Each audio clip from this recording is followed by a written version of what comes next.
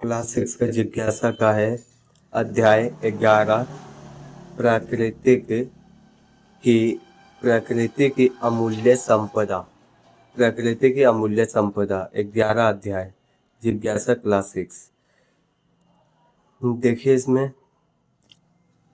भूमि और सूर्य के लिए विद्यालय की छुट्टियां सदैव मनोरंजक होती है। इन छुट्टियों में वे अपनी अज्जी यानी दादी के घर गए हैं।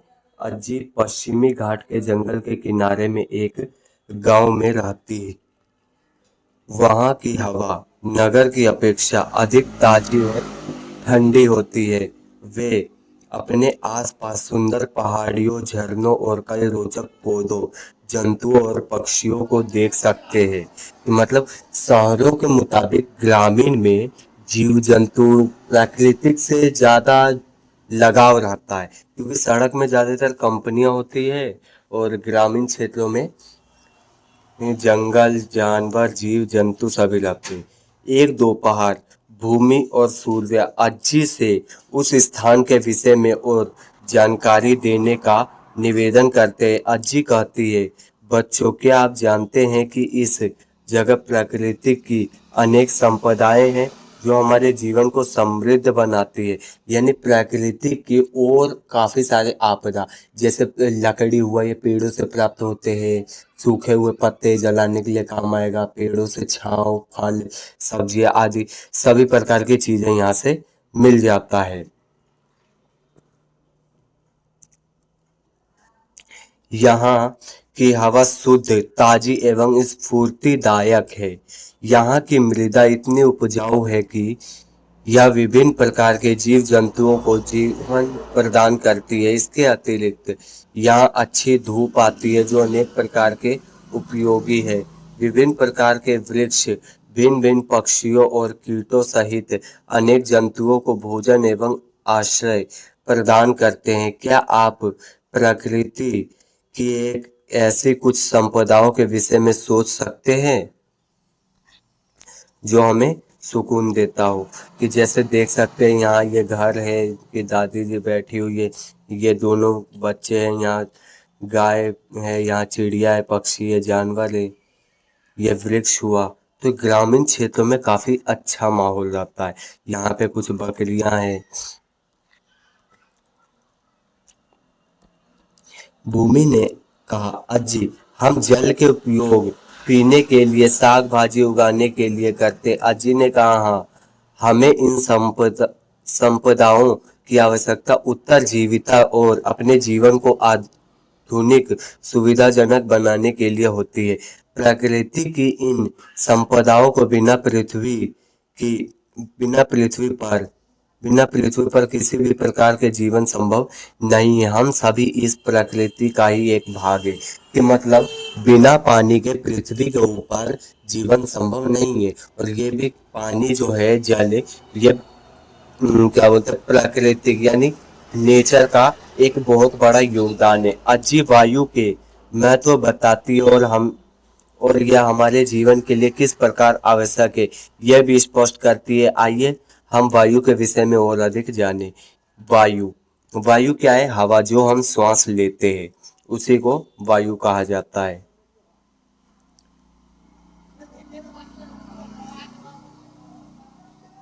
देखिए अब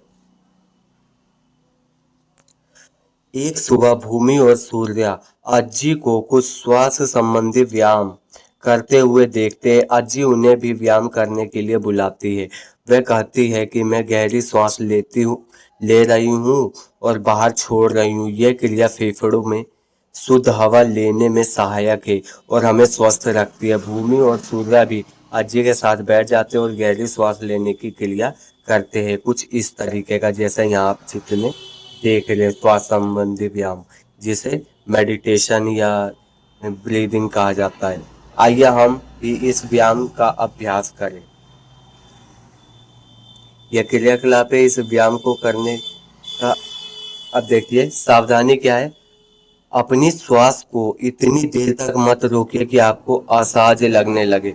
इतना जितना आप रोकने में सक्षम हो उतना आपको कोई परेशानी ना हो, इतने देर तक ही सांस रोकना है। इस क्रियाकलाप से हमने पाया इस श्वास को लंबे समय तक रोकना कठिन है। श्वास द्वारा भीतर ली गई वायु में ऑक्सीजन होती है।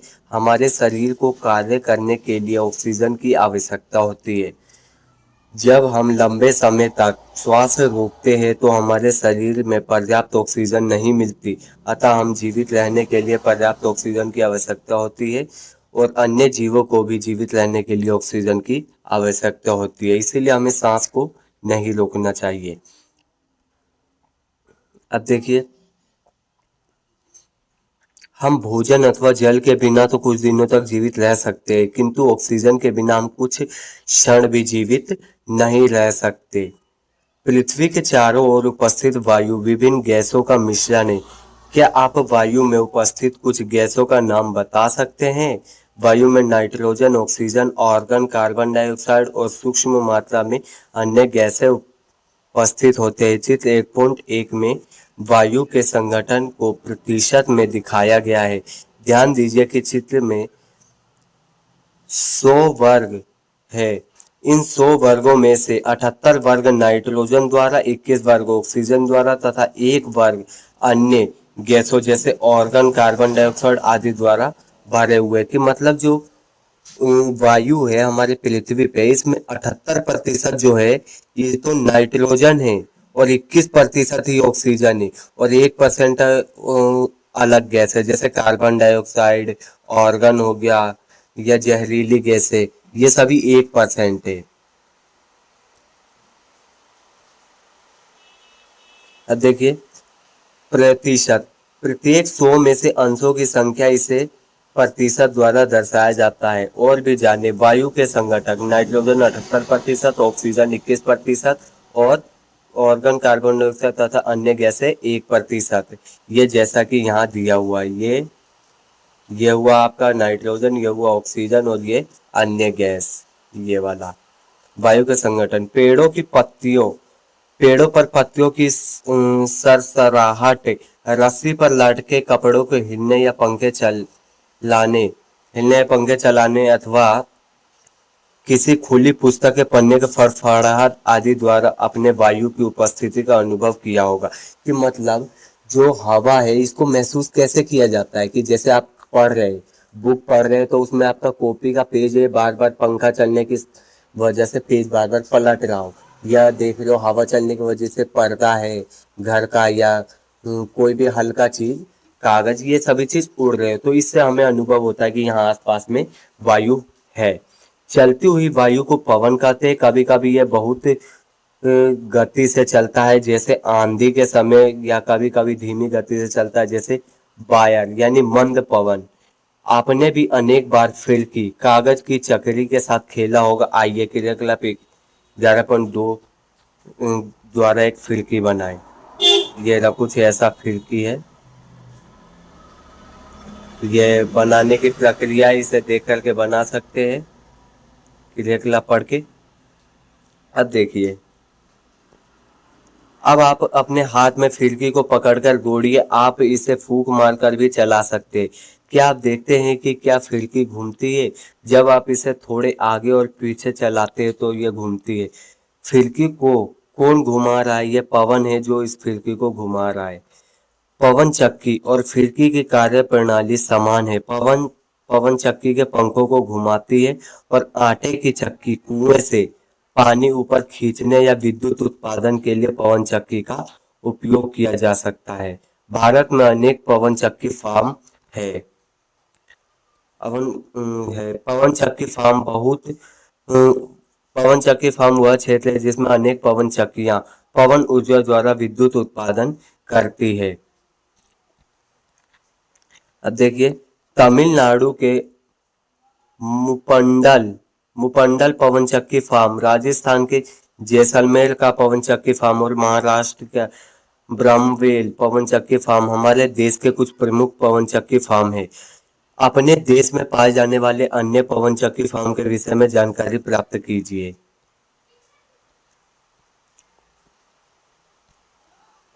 हमने सीखा कि वायु हमारे लिए अत्यंत महत्वपूर्ण है। जल भी हमारे लिए अति आवश्यक और मूल्यवान है।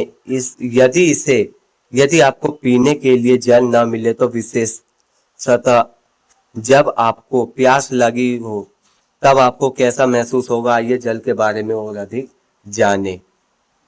यानी जल। जल भूमि और सूर्य अज्जी को गायों के लिए नाद में पानी भरने, बगीचे में साग भाजी और औषधीय पौधों को पानी देने में सहायता करते। अज्जी उनको सिखाती है कि पौधों को पानी किस प्रकार दिया जाए जिससे पानी के प्रत्येक बूंद का उपयोग हो और उनमें एक बूंद भी व्यर्थ न जाए, यानी पानी बर्बाद होने से बचाने का उपाय देती है। क्या आप अपने दैनिक जीवन में जल के कुछ अन्य उपयोगों के विषय में सोचा है? आपने विचार अपने विचार नीचे दिए गए स्थानों में लिखिए। हमने पीने के लिए जल की आवश्यकता होती है, लेकिन कोई अन्य विचार है वो आप इसमें लिख सकते हैं। अब देखिए आगे, हमें अपने दैनिक जीवन में अनेक कार्यों के लिए जल की आवश्यकता होती है, जैसे पीने के लिए, खाना बनाने के लिए, नहाने के लिए, कपड़े धोने के लिए एवं सफाई के लिए। इसे फसलें उगाने और औद्योगिक कार्य के लिए भी उपयोग में लाया जाता है। हमें जल कहाँ कहाँ से प्राप्त होता है? जल के विभिन्न स्रोत की एक सूची बनाइए। पृथ्वी की सतह का लगभग 2/3 भाग जल से घिरा हुआ है। अधिकांश जल महासागरों एवं समुद्रों में पाया जाता है, परंतु जल नमकीन लवणीय होती है, इसलिए यह जल घरेलू, कृषि, औद्योगिक उपयोग के लिए नहीं होती, यानी पीने के उपयोग के लिए नहीं होता, खाना पकाने के लिए। इसे कपड़े धो सकते हैं, बर्तन धो सकते हैं, इसमें उपयोगी हो सकता है। इन सभी गतिविधियों के लिए हमें मृदु यानी लवण रहित अलवणीय जल की आवश्यकता होती है, जो पृथ्वी की सतह पर बर्फ की चादरों अथवा हिम नदियों या झीलों में पृथ्वी की सतह के निचले भूजल के रूप में पाया जाता है। बर्फ की चादरों, हिम या भूजल के मृदु अलवणीय जल प्राप्त करना कठिन होता है। मृदु जल कुछ मात्रा में तालाबों, नदियों, झीलों और कुओं में सहजता से प्राप्त किया जा सकता है। जल अमूल्य है, इसलिए अज्जी उन्हें जल के विवेकपूर्ण उपयोग करना सिखा रही है। क्या आप अनुभव करते हैं कि हमारे दैनिक जीवन की गतिविधियों में जल का उपयोग सही प्रकार हो रहा है? क्या आपने दैनिक कार्यों में जल को व्यर्थ होते हुए देखा है? आइए आप जाने कि कौन सी गतिविधियां जल व्यर्थ हो रहा है, कौन सी गतिविधियों में जल व्यर्थ हो रहा है, इसे व्यर्थ होने से किस प्रकार रोका जा सकता है। तो मतलब ऐसा क्या काम है जिससे पानी की बर्बादी हो रही है, उस काम को रोक सकते हैं, आइए पता लगाए। अब इसमें देखिए आगे ये तालिका दिया हुआ ऊपर, देखते हैं इस तालिका से प्राप्त हुई जानकारी से आप क्या निष्कर्ष निकाल सकते हैं। जल के अपव्यय को रोकने के लिए आप और आपका परिवार क्या कर सकता है? जल की हानि को कम करने के कई विधियां, उदाहरण के लिए उपयोग में न होने पर जल को बंद करना एवं जल का रिसाव को सही करना। कि मतलब जब जल का उपयोग नहीं है तो पानी की टंकी को बंद कर देना है, या किसी चीज में पानी लीकेज हो रहा है, जैसे बाल्टी में से पानी गिर रहा है तो बाल्टी में पानी नहीं भरना चाहिए, बाल्टी चेंज करना चाहिए। तो इसी तरीके के जल का पुनः चक्रण एवं जल संचयन भी जल बचाने में सहायक है। यानी जिस जिस पानी से आप कपड़े धोते हो, कपड़े धोने के बाद वो पानी सरफ वाला हो जाता है, तो वो पानी को फेंकना नहीं है, उससे आप फर्श से धोने के लिए या मैदान करने के लिए और काफ़ी चीज़ों के लिए उसका उपयोग कर सकते हैं, पोछा लगाने के लिए भी उपयोग कर सकते हैं, क्योंकि इससे क्या है, जल की बचाव होती है। हमारे देश में विभिन्न नदियां, झरनों और झीलों से समृद्ध है। क्या आपने प्लास्टिक थैलियों और रैपर्स आदि को जल की सतह पर तैरते हुए देखा है? हम मृदु जल के स्रोत में कचरा यानी अपशिष्ट पदार्थ फेंककर उन्हें प्रदूषित कर देते हैं। घरों और उद्योगों से निकलने वाले अपशिष्ट जब जल के स्रोतों से मिलते हैं तो वह जल को प्रदूषित करते हैं। जल को प्रदूषित करने वाली मानवीय गतिविधियों को पहचानिए। कक्षा में अपने मित्रों के साथ चर्चा कीजिए कि आप इन जल प्रदूषण को कम करने के लिए क्या उपाय कर सकते हैं। प्रदूषित जल सजीवों के लिए उपभोग के लिए उपयुक्त नहीं है। मृदु जल के स्रोत सीमित होने के कारण भारत के अनेक भागों में जल की कमी है। कुछ स्थानों पर लोगों को पीने का पानी लाने के लिए बहुत दूर तक जाना पड़ता है, कि जैसे हरियाणा राजस्थान के एरिया में पानी की बहुत ज़्यादा कमी है। लोग लगभग आधा आधा किलोमीटर से पानी पैदल लेकर के आते हैं, 20-20 से 40-40 लीटर के बाल्टी या टंकी में भर के लाते हैं। 500-500 मीटर दूरी से पानी लेके आते। सभी के पास जल की समान उपलब्धता नहीं है, इसलिए हमारे लिए जल की संरक्षण करना और उसका विवेकपूर्ण उपयोग करना महत्वपूर्ण है। हमें इसे प्रदूषित होने से भी बचाना चाहिए ताकि यह सभी जीवित प्राणियों के उपयोग के लिए उपयुक्त रहे। आप जल संरक्षण की कौन कौन सी विभिन्न विधियां सोच सकते हैं, यानी जल को बचाने के लिए क्या क्या उपाय आप सोच सकते हैं। जल संरक्षण के लिए जल संचयन एक विधि है। बहुत से भवनों में वर्षा के जल के बाद उपयोग करने के लिए बड़ी मात्रा में एकत्रित संग्रहित किया जाता है। इसे वर्षा जल संचयन भी कहा जाता है, यानी बारिश का जो पानी होता है इसको इकट्ठा करके कहीं पे रख लेना और बाकी समय में वही पानी का उपयोग करना। चित्र जैसा कि इसमें देख रहे हैं आप। क्या आप जानते हैं कि वर्षा का जल घरों के आवासीय क्षेत्रों और विद्यालयों में संचयित किया जाता है। भारत में वर्षा जल की संचयन की यह परंपरा सदियों से चली आ रही है।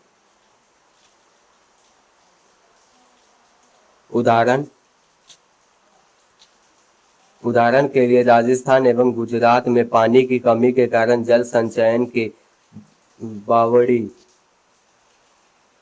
एवं बाव बनाए गए। इन बावड़ियों में जल संचयन की एक अनूठी व्यवस्था है। इनमें न केवल वर्षा का जल बल्कि आसपास के झीलों, तालाबों और नदियों के रिसने वाला जल भी संचयित होता है। इस हेतु धरती में लंबे गहरे गड्ढे के अंदर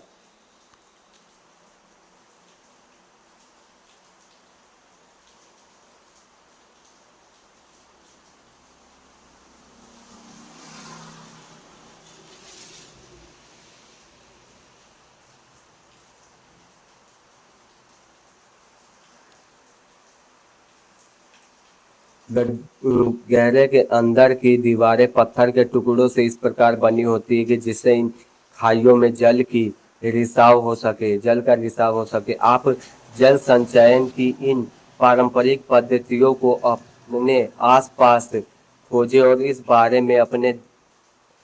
बारे में अधिक जानने के लिए अपने शिक्षकों एवं अभिभावकों से बातचीत करें। प्रत्येक वर्ष 22 मार्च को विश्व जल दिवस मनाया जाता है। इसका महत्व पता लगाइए कि 22 दिवस को जल दिवस क्यों मनाया जाता है 22 मार्च को, इसके बारे में पता लगाना है। चलिए देखते हैं फिर आगे। जल की विविध अवस्थाओं की यात्रा नामक अध्याय में हमने जल चक्र के बारे में सीखा, जहाँ सूर्य जल के वाष्पीकरण में महत्वपूर्ण भूमिका निभाता है। क्या आपने कभी अपनी माँ या दादी से कई दिनों तक सूर्य की गर्मी में कटे हुए कच्चे आमों को सुखाते हुए देखा है। आइए सूर्य से प्राप्त ऊर्जा के विषय में अन्वेषण करें कि मतलब सूर्य की जो रोशनी है, धूप मिलता है, उससे भी हमें ऊर्जा मिलता है। इस बारे में हम क्या कह सकते हैं। सूर्य से ऊर्जा हमें कैसे मिलता है। भूमि और सूर्य दोपहर की कड़ी धूप वाले दिन अज्जी को मिर्च सुखाने की सहायता कर रहा है। अज्जी ने कहा, हम इन्हें सुखाने के लिए सूर्य की गर्मी का उपयोग करते हैं। जब ताज़ा मिर्च उपलब्ध ना हो तो सूखी हुई मिर्च का उपयोग कर सकते हैं। मैं आपको घर ले जाने के लिए कुछ सुखाई हुई मिर्चें दूंगी। क्या आप जानते हैं कि पृथ्वी पर ऊर्जा का मुख्य स्रोत सूर्य है। सभी पौधे और जंतु इस पर निर्भर है, कि मतलब सूर्य के बिना कोई भी जीव या जंतु, पेड़ पौधे जीवित नहीं रह सकता है। सूर्य एक ऊर्जा का स्रोत माना जाता है। हम विभिन्न कार्यों के लिए सूर्य की ऊष्मा और प्रकाश का उपयोग करते हैं। वे कौन सी गतिविधियां हैं जिनके लिए हमें ऊष्मा और प्रकाश की आवश्यकता होती है?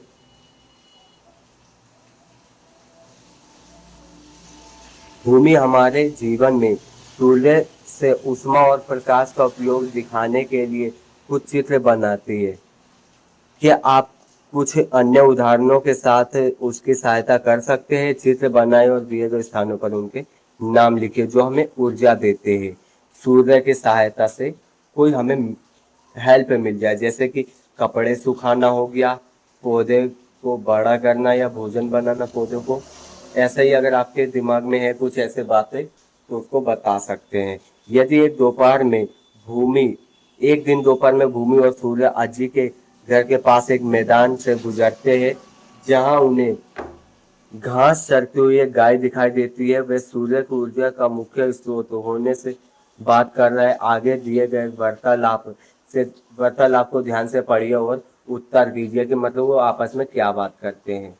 अब देखिए, ये कहती है इस गाय को देखो, ये घास खा रही है और इसे ऊर्जा प्राप्त कर रही है। नहीं, मुझे लगता है कि यह गाय को ऊर्जा सूर्य से मिल रहा है। ये लड़की कह रही है कि उसको ऊर्जा घास से मिल रहा है, ये कह रहा है कि इसको ऊर्जा सूर्य से मिल रहा है।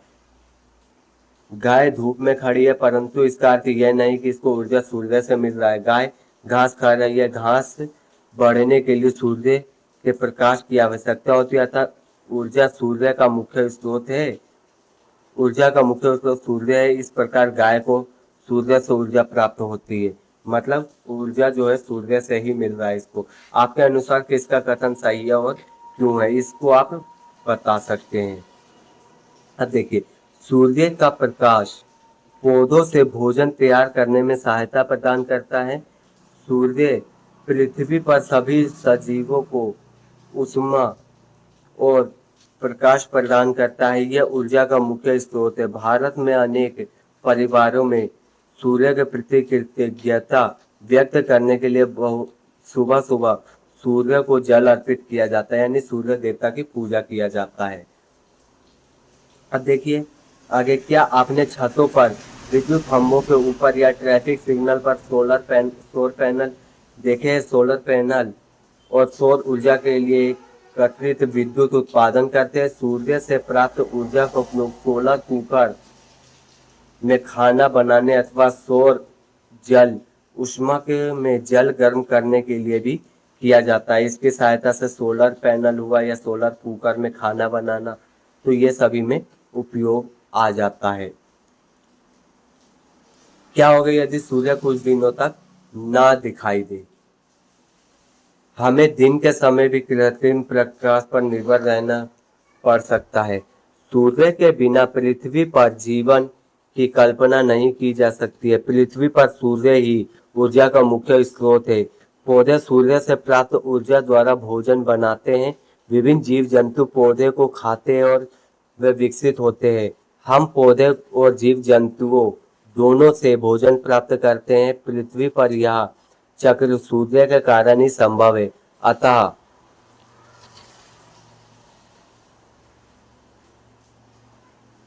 अतः हम सभी ऊर्जा का मुख्य स्रोत सूर्य पर निर्भर है। विविध प्रकार के पौधे और जीव जंतु कहाँ पाए जाते हैं, आइए खोजिए। तो मतलब ज्यादातर जीव जो है ये सूर्य पर ही निर्भर रहते हैं। अब इसका आंसर देखते हैं। वन यानी जंगल। एक सुबह अज्जी सैर के लिए भूमि और सूर्य को जंगल में ले जाती है। वहां उन्हें विभिन्न प्रकार के पौधे, झाड़ियां और वृक्ष मिलते हैं। अज्जी बताती है कि विभिन्न प्रकार के पौधे की संघनन वृद्धि वाले बड़े क्षेत्र होते हैं। रास्ते में वे भूमि में गिरे हुए नलिकाई नेलिकाई कन्नड़ में आंवले का नाम, जिसे नीलिकाई कहा जाता है, इकट्ठा करते हैं और अज्जी उन्हें बताती है। हमारे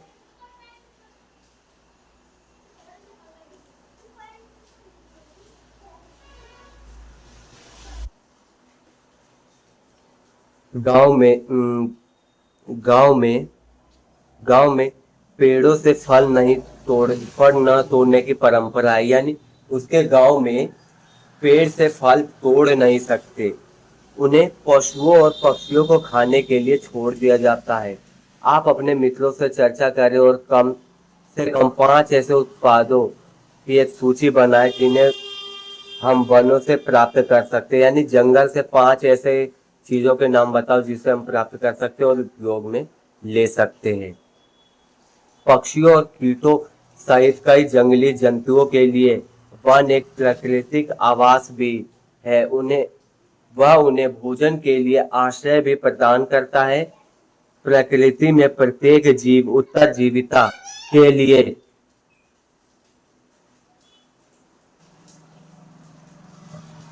अन्य जीवों पर निर्भर करता है। जीवों में विविधता प्रत्येक जीवित प्राणी के लिए भोजन सुनिश्चित करती है। पिछले कुछ वर्षों से बड़े पैमाने पर पेड़ों की कटाई जैसी मानवीय गतिविधियों के कारण वन क्षेत्र लगातार कम हो रहे हैं। एक नए वन को उगाने या किसी लुप्त हुए वन को पुनर्स्थापित करने में कई वर्ष लग जाते हैं। यानी एक पेड़ जैसे काट दिया जाता है तो उसको दोबारा से उस लेवल पे ग्रो करने में या छोटे से पौधे को बड़े वृक्ष में बदलने में कई समय लग जाता है। अतः हमें नए वनों को दोबारा उगाने के लिए पर्याप्त समय देना चाहिए और इसके लिए हमें उनका संरक्षण और दायित्वपूर्वक उपयोग करना चाहिए। एक बड़े वन क्षेत्र को काटने के क्या परिणाम होते, एक प्रस्तुति बनाइए या अभिनय रोल प्ले कीजिए कि एक कहानी या कविता लिखिए जो दर्शाती है कि यदि हम अपने जंगलों में पेड़ों को निरंतर काटते रहेंगे तो क्या हो सकता है। इससे क्या है, पर्यावरण यानी वायु प्रदूषण में भारी गिरावट आएगी। वन महोत्सव पूरे देश में जुलाई के महीने में मनाया जाता है। ये एक सप्ताह तक चलने वाला कार्यक्रम है। इस उत्सव के दौरान नए पौधे और पेड़ लगाए जाते हैं और वनों का सम्मान करने के लिए जागरूक पैदा की जाती है। अब देखिए,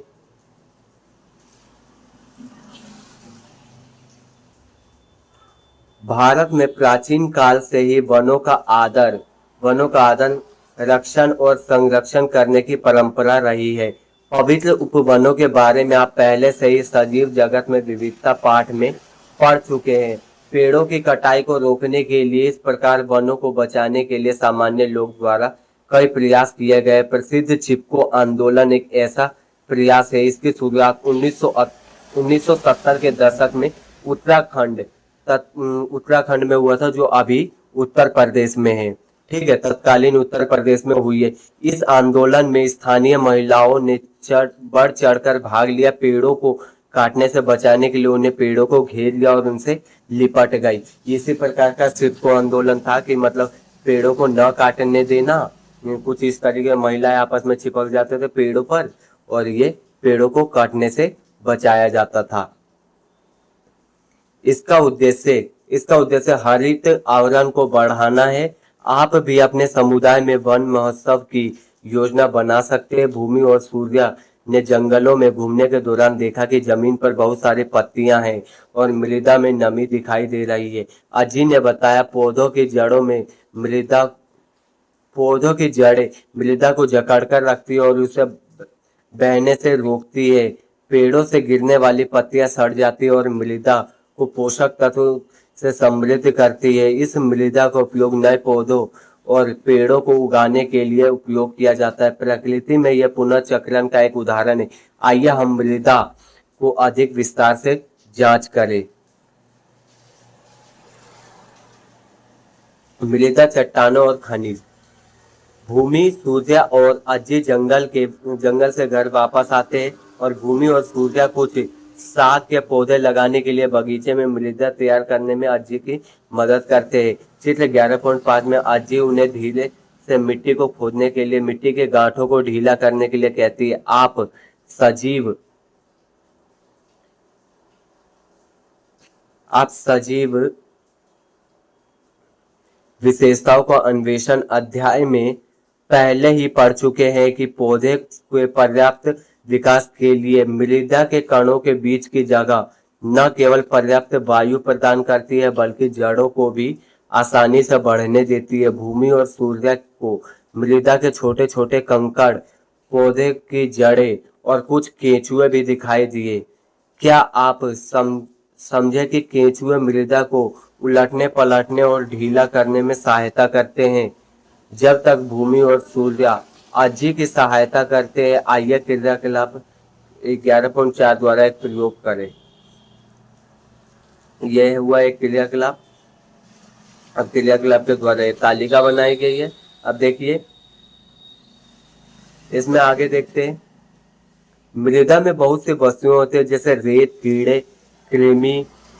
इसमें से कई छोटे जीव भी हो सकते हैं जिन्हें हम अपनी नग्न आंखों से नहीं देख सकते। पौधे और जंतु भी विघटन और क्षय के कारण मृदा का हिस्सा बन जाते हैं। विभिन्न स्थानों में से एकत्रित किए गए मृदा के नमूने अलग अलग रंगों के हो सकते हैं क्योंकि उनमें विभिन्न पदार्थों की उपस्थिति होती है। क्या आपने कभी सोचा है कि मृदा कैसे बनती है? मृदा का निर्माण लंबे समय तक मृदा का निर्माण लंबे समय यानी कई हजार वर्षों में सूर्य, जल और सजीव द्वारा चट्टानों से विघटन से हुआ है। मृदा विभिन्न प्रकार की होती है, कुछ विशेष प्रकार के क्षेत्रों में उगने तथा कुछ भवनों हेतु ईंटें बनाने के लिए अच्छी होती है।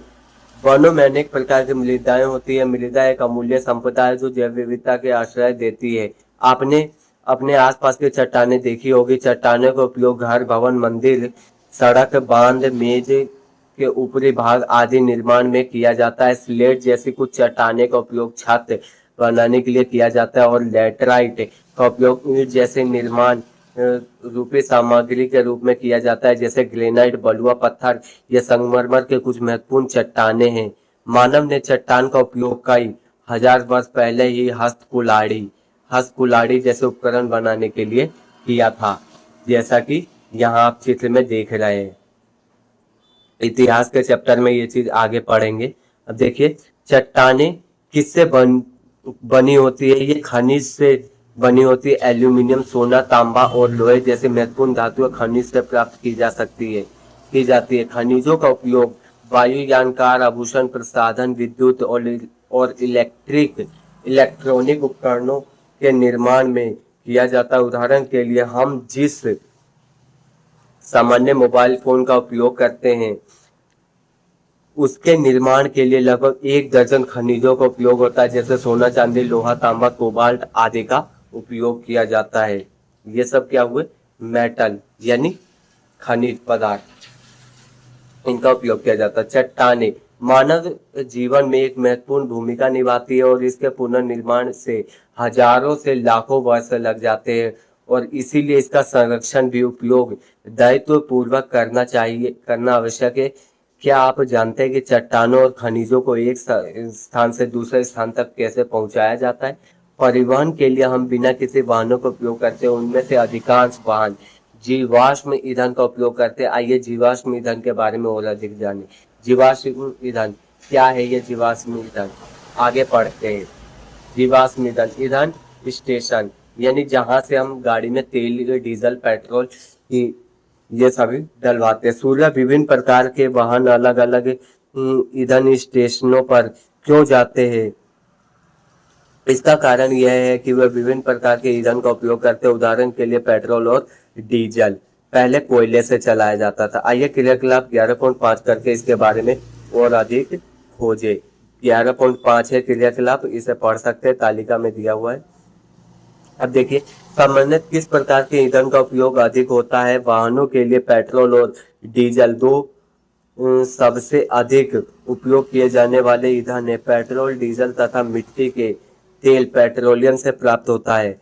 प्राकृतिक गैस कोयले और पेट्रोलियम को आमतौर पर जीवाश्म ईंधन कहा जाता है। वह मूलतः पृथ्वी के भीतर सूक्ष्म जीवों के पौधों के दब जाने से प्राकृतिक गैस और कोयले में परिवर्तित हो जाते हैं। इस ईंधनों को बनाने में लाखों वर्ष लग जाते हैं। प्राकृतिक गैस का उपयोग भोजन बनाने के लिए, विद्युत उत्पादन के लिए किया जाता है। आजकल इसका उपयोग वाहनों से संपीड़ित प्राकृतिक गैस सीएनजी के रूप में ईंधन की तरह किया जाता है। यह पेट्रोल या डीजल की तुलना में अधिक स्वच्छ ईंधन है। कोयले का उपयोग मुख्य रूप से विद्युत उत्पादन के लिए किया जाता है। यह भारत से कई भागों में पाया जाता है। प्रमुख कोयला उत्पादक राज्यों को पता लगाइए और उन्हें भारत के मानचित्र पर चिन्हित कीजिए कि मतलब भारत में किस किस क्षेत्र में कोयला पाया जाता है। कोयला लकड़ी और गोबर के उपलों का ईंधन के रूप में उपयोग पहले भोजन बनाने के लिए किया जाता था। प्रदूषण कम करने वाली प्राकृतिक गैस को द्रवित पेट्रोलियम गैस एलपीजी धीरे धीरे इनका स्थान ले रही है, लगभग ले चुकी है इनका स्थान, कि जैसे कोयला हुआ, पेट्रोल हुआ और ये कुछ प्राकृतिक गैस हुए।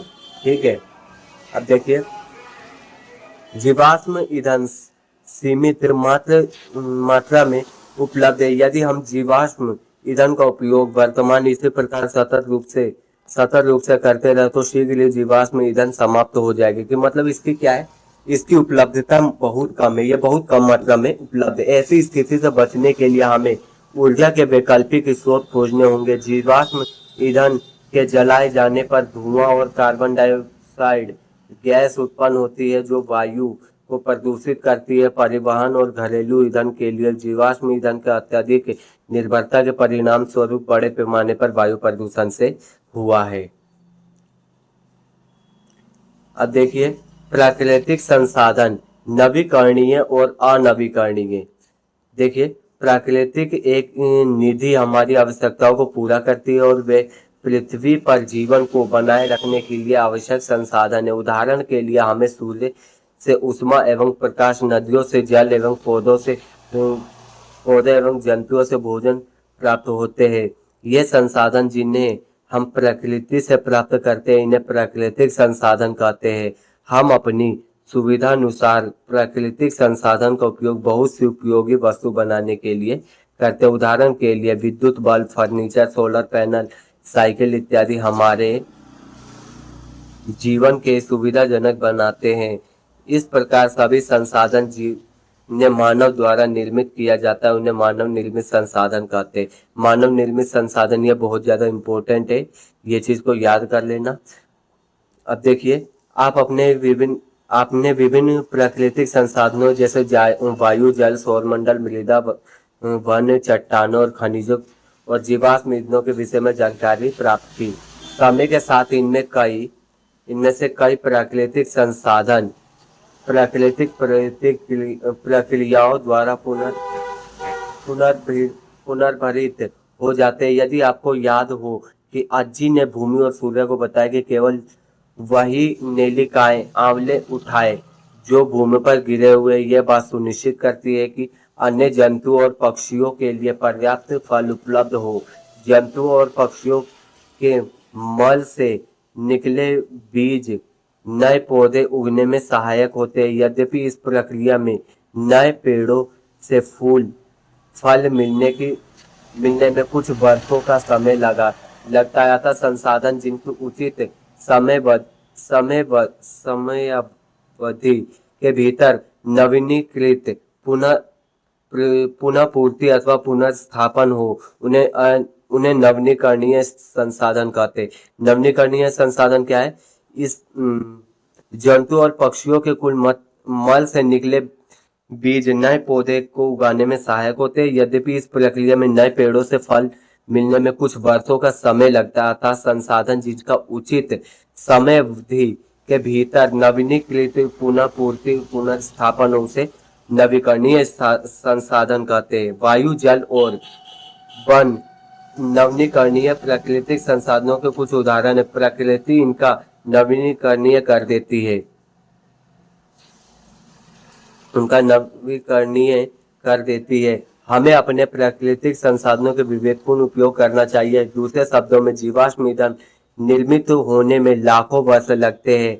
यह सीमित मात्रा में पाए जाते हैं और एक बार उपयोग करने के बाद क्षीण हो जाते हैं। यह उचित समय अवधि के भीतर उत्पन्न नहीं होते हैं और न ही इनकी पुनः पूर्ति होती है। इन संसाधनों को अनवीकरणीय संसाधन कहते हैं। अनवीकरणीय प्राकृतिक संसाधनों के उदाहरण खनिज, मृदा, चट्टानों, कोयला, पेट्रोलियम और प्राकृतिक गैसें हैं। ये सब क्या है? अनवीकरणीय संसाधन, जिनका उपयोग एक बार करने के बाद वो खत्म हो जाते हैं। हमारे उपयोगी संसाधन बड़ा इंपॉर्टेंट पॉइंट है। यह भूमि और सूर्य के लिए अपनी अज्जी के घर रोमांचक छुट्टी के बाद लौटने का समय है। उनकी अम्मा माँ उन्हें लेने आई है। भूमि और सूर्य ने अम्मा को बगीचे में उग रहे सागों के पौधों को दिखाया और वह सूखे मिर्चों को दिखाए। अज्जी ने उन्हें घर ले जाने के लिए दी थी। जब वे नगर में घर पहुंचते तो उन्हें आसमान के रंग और हवा की गंध में बदलाव देखा। यहाँ बहुत कम पेड़ है, यहाँ हवा की गंध भी अज्जी के घर की हवा जितनी अच्छी नहीं है।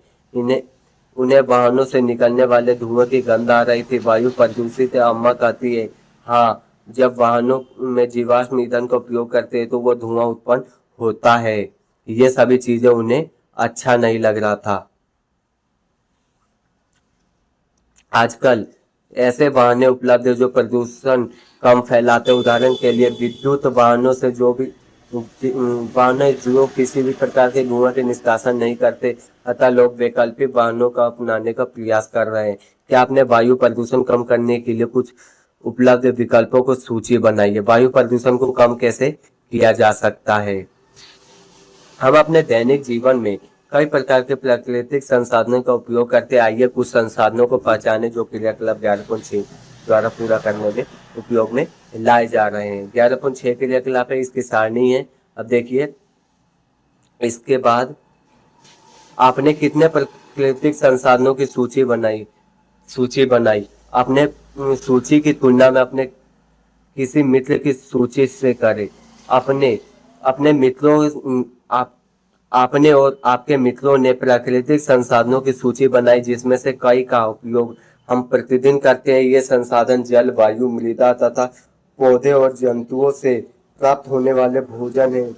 हमें ये संसाधन प्रकृति से मिलते हैं और हमें अपने उपभोग के लिए इस संसाधन से वस्तुएं बनाते हैं। इसलिए हमें अपने प्राकृतिक संसाधनों का संरक्षण करना चाहिए और इसका अपव्यय न करते हुए दायित्व पूर्वक उपयोग करना चाहिए। इस प्रकार पर्यावरण के हानि पहुंचाए बिना हम अपनी आवश्यकताओं को पूरा कर सकते हैं और भविष्य के लिए भी इन्हें बचा सकते हैं। मानव सहित सभी सजीव अपने अस्तित्व के लिए इस पर निर्भर रहते हैं।